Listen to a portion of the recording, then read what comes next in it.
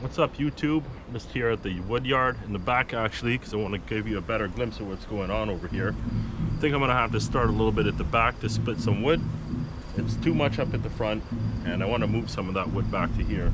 So I got all this black locust here, and I might just cut a slot through, probably over here, get right to the back, clean all this up, and then start moving some of the silver maple and the birch. I think I might want to move some and dump it on there, at least the silver maple. I might keep the birch handy because I want to start making a crate full of birch so I could sell that at a premium rate, maybe even 2 crates. I really wanted to film at the front where I have to dwindle down that pile, but ultimately I wanted to move some from the front to the back. So if I got to do that, I might as well make the room for it here, get some of this wood out of it. I also might buy a second 40-yard bin. So I actually want to put it in this space back here. I would have to clean up all of this in the end and then have this stack. Now with this stack here that I've got on the far side, that's going to be like my winter stack. When the tree services are shut down for the winter, then I'll have some wood that I can split, and the crates will be empty, at least these ones anyway, because this is all the for sale stuff. And then I'll have crates to fill, so I'll actually have wood to do some work in the winter, which is always a hard time to find wood. So it's good to have a nice base here, which I've always wanted over the years, and I've never been able to do it.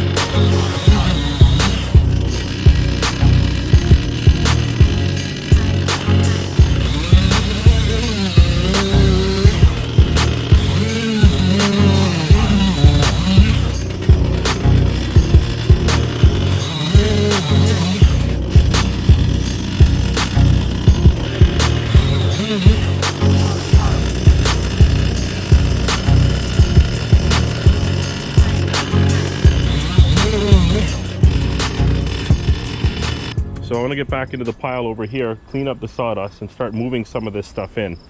But not necessarily these. All of these are ones for the crates. And then I'm going to rip through this for a bit, and then I'm going to see what happens.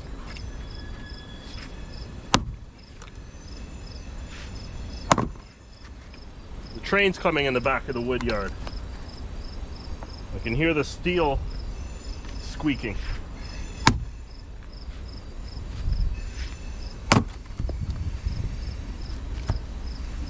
I believe that's for the food factory, I'm not quite sure. There is a lumber yard there. So it's one of the two.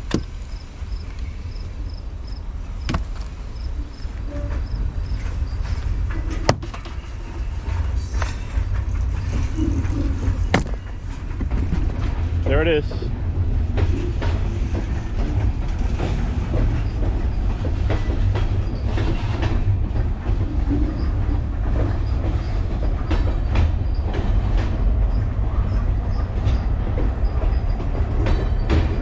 Here comes the engine.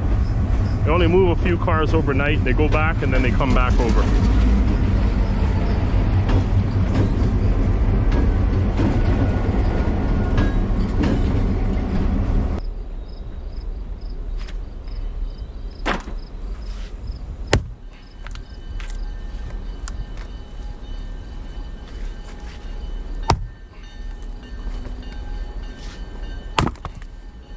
This one's gonna dry nice. It's already got a nice split through it there. And this piece too. I'm throwing some back over here because this wood will dry quickly and it'll be ready for this fall. Amazing how you can throw it from so far and it goes between the cracks between the crates. When you try to get in the crates, you can't get it in. My neighbor behind me here, he's a tree cutter and he sells wood. And sometimes I throw my wood in the crates just behind me here and they end up going over into his lot. So I joke around and I tell him that he owes me about a half a face cord every year for all the wood that I throw over the fence.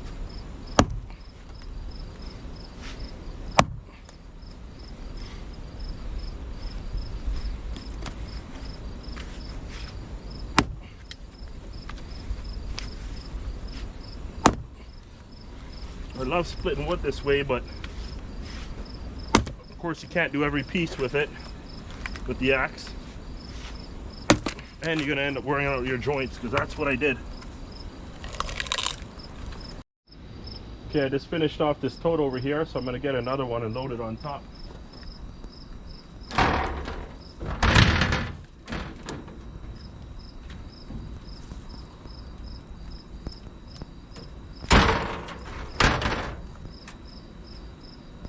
Really should start a crate of birch. I gotta put another one up here actually. I should move this stuff here and then put that crate up here. And how I'll get it up there, so I'll put the ladder out a little bit more and I'll slide it up the ladder and make it like a chute and get it up on top that way.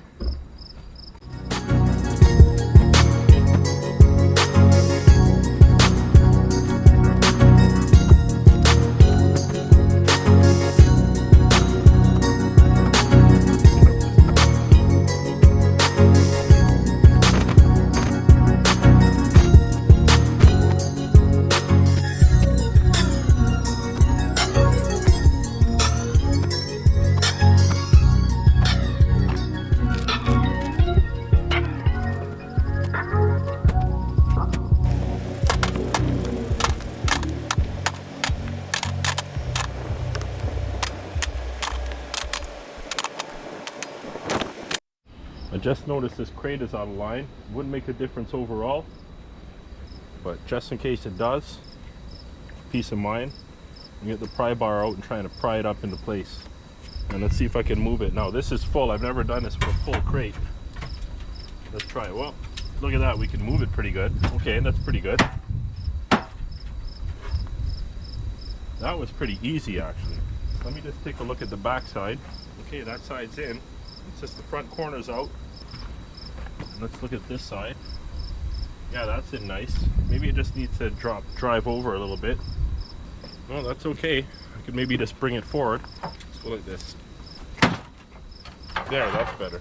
I'll tell you a story about an injury. On the job, I used to have another diesel pickup, a 93, and that's my first pickup truck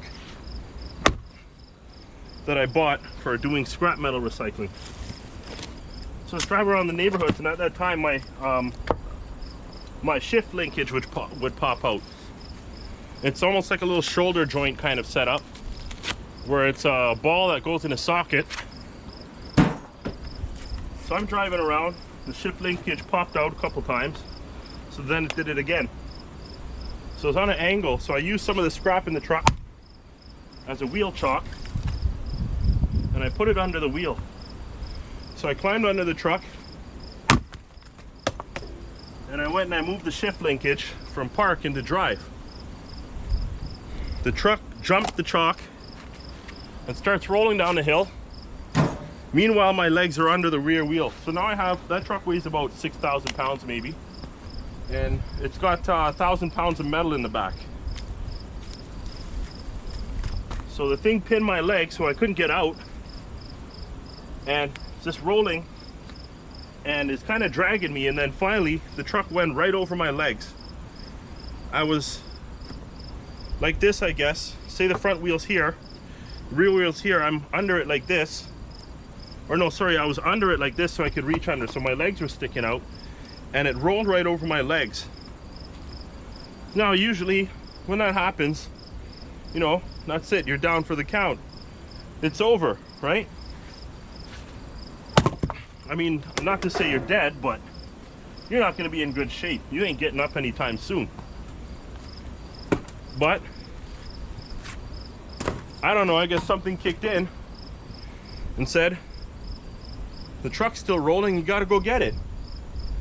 So I got up and I ran after the truck, and because you couldn't put it in gear, I had to try and make it so that the wheel would run into the curb, because the street curved, I mean, just a tiny bit, just enough so that the truck would be up on the grass, right?